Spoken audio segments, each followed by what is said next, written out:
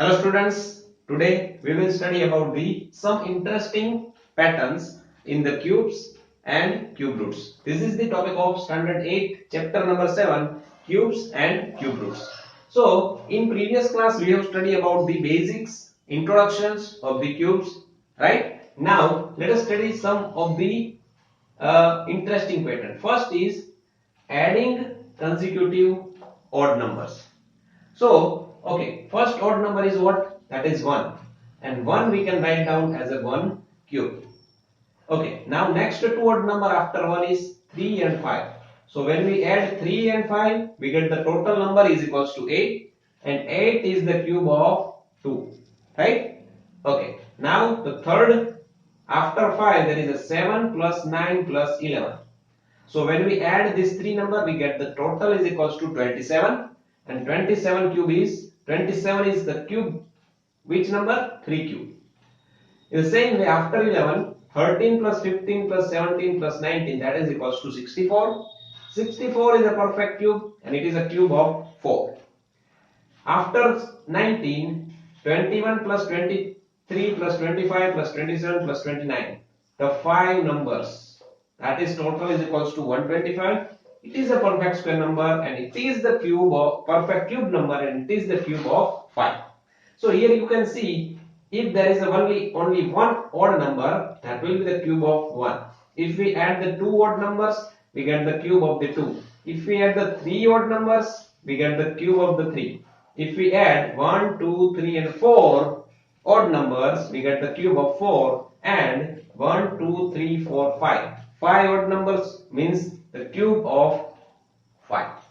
Okay, so this is one kind of pattern that we are getting here while we add the consecutive odd numbers. But it is slightly different from whatever we are doing in the square, right? In the square we are adding the square numbers starting from the 1. Here we do not have to start from the 1. That we have to keep in mind. Okay, so if we need to find out the cube of the 10 cube, then how many odd numbers we have to add? 10 odd numbers. If we want to find out the cube of the 12, then how many odd numbers we have to add? 12 odd numbers. Because to find the 5 cube, we have to add the 5 odd numbers. To find out the cube of 4, we have to add the 4 odd numbers. So this is one kind of pattern that is we get by adding the consecutive odd numbers. Now let us understand the second pattern, that is cube and their prime factors. Now this word prime factor, you are familiar with this word prime factor, right? This is the term that you know now very well. If we have the number 4, we can prime factorize it as a 2 to the 4. Now when we apply the 4 cube, then 4 cube is what? 64. Now see, if we factorize the 64 in the prime factors, we get the 2 to the 4, to the 8, to the 16, to the 32, to the 64. So how many 2 we get here is 1, 2, 3, 4, 5, 6. 6, 2 means we can make the pair of the 3 factors. Another pair of the 3 factors are here. So these 3, 2 we can write down as a 2 cube, and later this 3, 2 we can write down as a 2 cube. 2 cube into 2 cube. Now notice that the 4 has a 2 factor 2 and 2. So the 4 cube has the same factor 2 and 2 but with the cube. Why? Because 4 cube is that. That is why we have to write down the 2 cube into 2 cube. Understand? Let us see the 6. 6 is we can write down as 2 3s are 6. Now when we apply the cube of the 6, we get 216.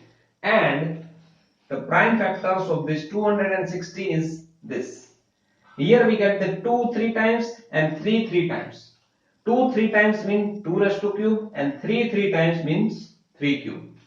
Now here also you can see that in the 6 there are only 2 factors 2 and 3, but in 6 cube the same factors are there but with their cube. Okay, Okay, now the same you can now think about the 15. 15 as a 2 factor 3 and 5. So in 15 cube we get the 3 cube and 5 cube.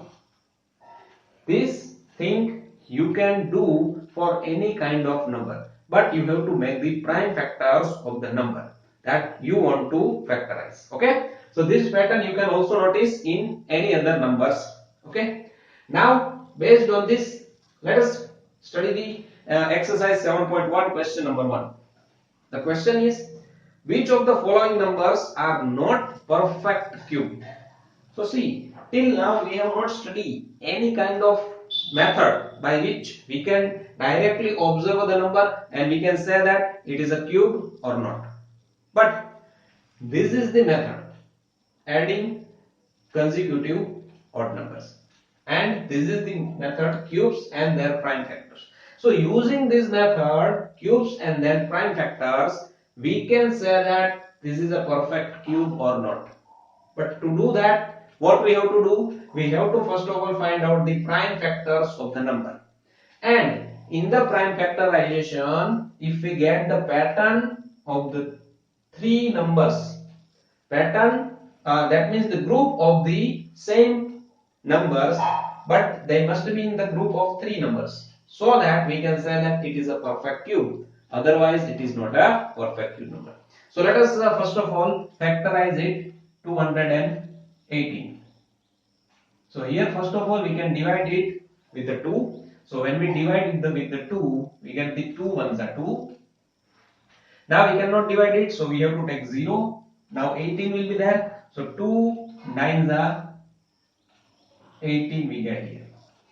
Now this number is not divisible by the 2 because 9 is there. Again this number is not divisible by the 3. Again it is not divisible by the 5. Now we have to divide this number with the 7. So when we divide with the 7, what we get? 7 ones are 7. So 3 is there and 39 we get. But 39 is also not in the table of the 7. So we cannot divide it with the 7. Okay. So now think about by which number we can divide this, or it is a which kind of number? Prime number or composite number? This can be the prime numbers because we cannot divide it with the 2, with the 3, with 5, with 7. Now let us divide it with the 11. So 11 in the 11 table it is also not there. In 13. 13 table it is also not there in 13 table. Not in the 15, 17. No. 18. No. 19. No. Okay. So this is actually we can say that this is a prime number. So we can write down this as we can divide it with the 109. 1s are 109. So see, we can write down these are the prime factors of 218. So we get 2 into 109. And these two numbers here are not making the pair of three same numbers. So we can say that the 218 is not a perfect cube number, right? This is not a perfect cube number. Okay, now let us take this number 46656. We have to make the same kind of the things. We have to factorize it. 46656.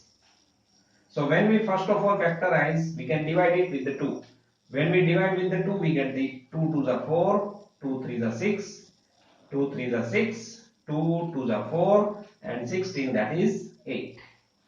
Again we can divide it with the 2, 2 ones are 2, again 2 ones are 2, but 1 is the carry, 13 is there, so 2 6 are 12. Again 1 is the remainder and 12 we get, that is 2 6 are 12 and 2 4s are 8. Okay, now divide it with the 2 again because last digit we are getting the even numbers. Okay, so 2 5s are 10, 1 is the remainder, 16 is there, so 2 8s are 16, 2 3s are 6, 2 2s are 4. Again we can divide with the 2, 2 2s are 4, 18 is there, 2 9s are 18, 3 is there, 2 1s are 2, 1 is there, 12 is there, so 2 6s are 12. Again we can divide with the 2, 2 1s are 2, 2 4s are 8, 1 is there, 11, 2 8s are 2 4s are 8. So 1 is the remainder, 11 is there, 2 5s are 10. Again 1 is the remainder, 16, 2 8s are 16. Okay, divide it with again with the 2, we get the 2 7s are 14, 2 2s are 4, 18 is there, 18 is there. So 2 9s are 18. Okay, 729 is there. So now 729. We cannot divide this 729 with the 2. So we can divide it with the 3. Yes. So okay, when we divide with the 3, we get the 3 2s are 6. 12 is there. 2 4s are 12. And 9 is there. 3 3s are 9. Again divide with the 3. We get the 3 8s are 24 and 3 1s are 3. Again divide with the 3, we get the 3 2s are 6 and 3 7s are 21. Again divide with the 3, we get the 9. When we divide with the 3, we get the 3.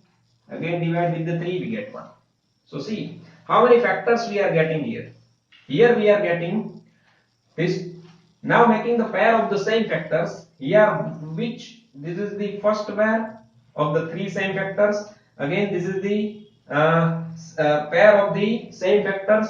Here also we are getting the pair of the same factors, and here also we make the pair of the three factors. So here no factors are remain as it is, right? All these numbers are in the group of the three numbers. So we can say that this number is a perfect cube number.